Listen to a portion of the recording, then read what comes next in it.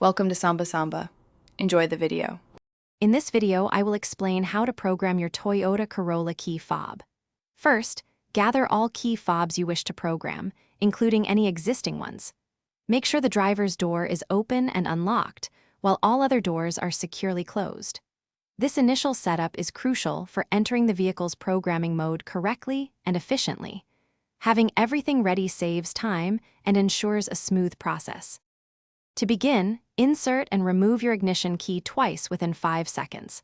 Next, within 40 seconds, close and open the driver's door 2 times. Then, insert and remove the key once more.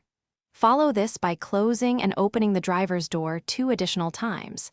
These precise actions prepare your vehicle to enter the key fob programming sequence. Now, insert the key into the ignition and leave it there. Close the driver's door, then turn the ignition to the on position without starting the engine, and immediately turn it OFF, removing the key. The door lock should cycle once within 3 seconds, confirming you are in programming mode. Within 40 seconds, press and hold the lock and unlock buttons on your fob for about 1.5 seconds. Release, then press and hold the lock button for 2 seconds.